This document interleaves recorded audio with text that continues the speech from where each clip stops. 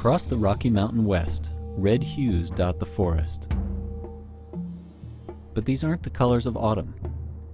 These trees are dying, under attack by an unseen adversary, the mountain pine beetle. Mountain pine beetles are native to western forests, and they've evolved with the lodgepole pine trees they infest.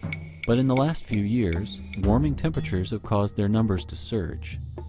They're killing an unprecedented number of trees. Some say the swath of dead forest left behind sets the stage for another Rocky Mountain native, wildfire.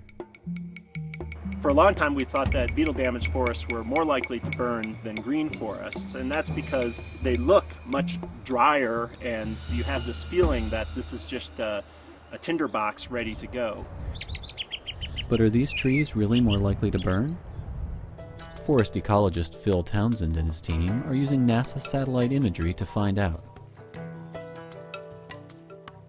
The Landsat satellites don't have high enough resolution to discern individual trees, but Landsat's special near-infrared sensor can detect areas of damaged forest. In this false color view, green means healthy forest. Green and red together means damaged trees mixed with healthy ones, possible beetle damage. Recently burned forest shows up as bright red. Landsat images let us study forest health across a large area, but each pixel captures almost 1,000 square meters of forest, covering lots of trees. So how can you be sure what's really going on inside a pixel? You've got to hit the ground and see. The team lays out transect tape to measure out points 30 meters apart, the area within a single Landsat pixel. Within this pixel zone, they get a close-up look at the health of each tree. When we're in the forest conducting our research, we look for signs of beetle damage to the trees. The first and most obvious sign would be whether the tree has red needles or not. Well, that's a sign that the tree is dead, but it's not necessarily always caused by beetles.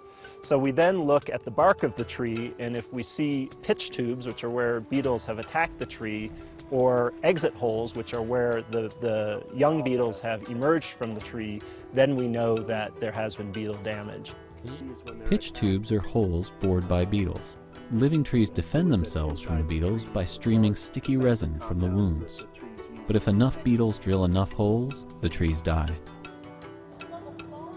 The research confirms that they're reading the Landsat data correctly. The target zones are, for the most part, killed by beetles. Next, they can compare those zones to areas burned by fire. And what they've discovered is surprising.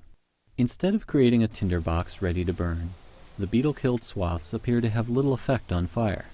In fact, in some instances, they may even reduce the risk of severe fires.